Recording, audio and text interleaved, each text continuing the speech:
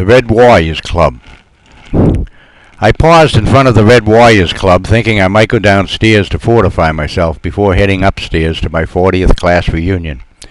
When I returned from California for the last time, I did a year of serious drinking at the club, a working and drinking men's bar below street level just off Gillingham Square. Where drinks were cheap, the bathroom smelled like a sink full of decomposing mackerel, and except for a few hours on Sunday afternoons, women were not allowed. 7 nights a week the place was packed with refugees from wives and work. They were philosopher kings, willing and able to debate any subject known and unknown to the human mind, and a plethora of ex-warriors from the various athletic fields of GHS, who could take you through any inning, quarter, or period of any game that had been played in the previous 30 years at Fenway Park, the Boston Garden, Foxborough Stadium, or Gillingham High.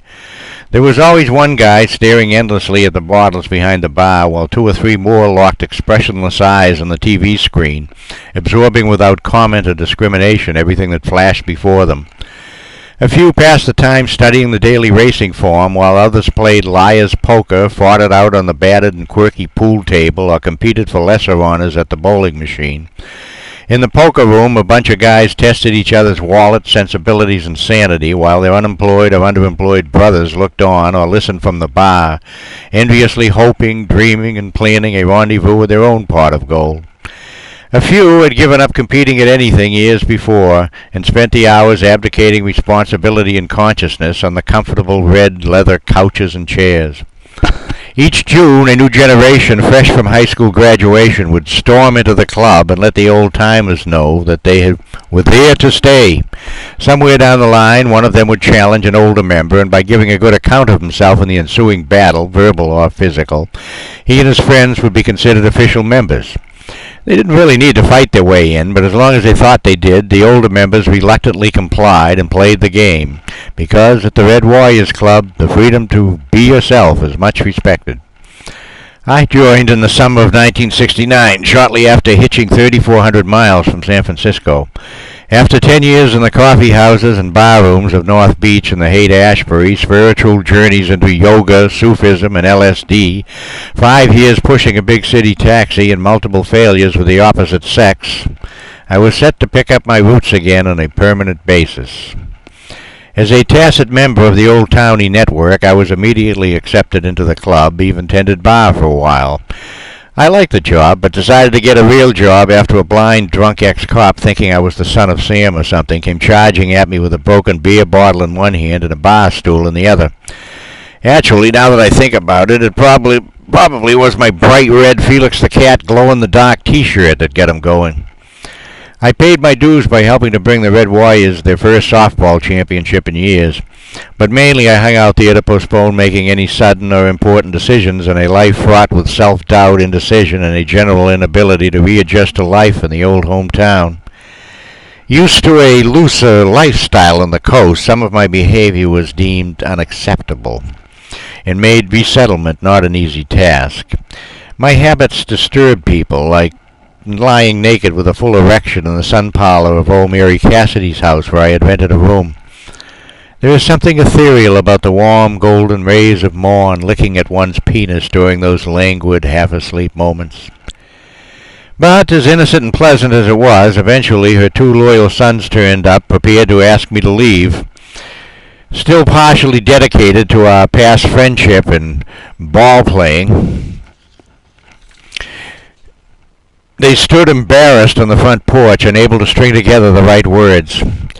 A few weeks later, Mary herself solved the problem by renting the room out from under me to an ex-nun.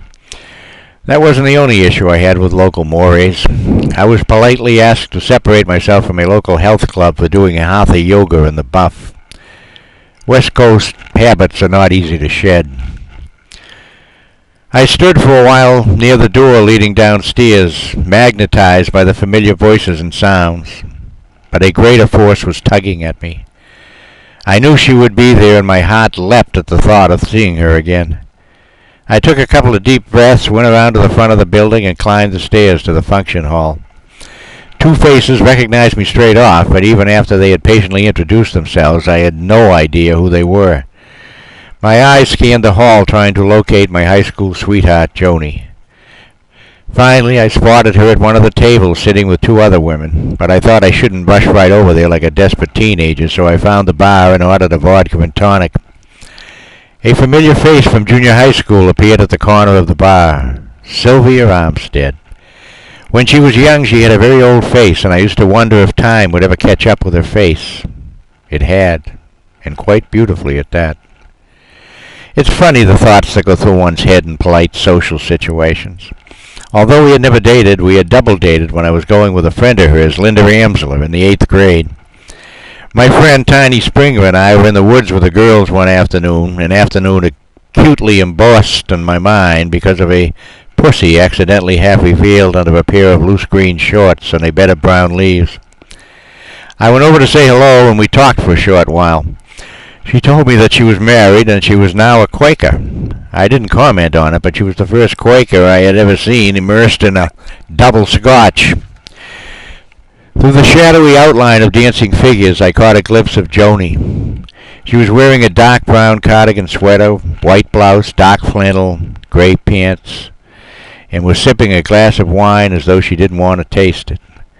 I went over to her, and after she recovered from the shock, we danced, oblivious of the room, gliding the floor with our arms wrapped around each other like we did at the high school dances.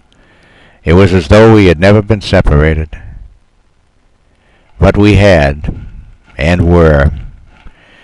Later we had coffee, and I soon discovered that an aging married hippie from the coast has no place in the life of a retired, married schoolteacher and grandmother whose responsibilities disallowed adventure or caprice. We kissed goodbye and sailed off in our separate Toyotas to our separate lives.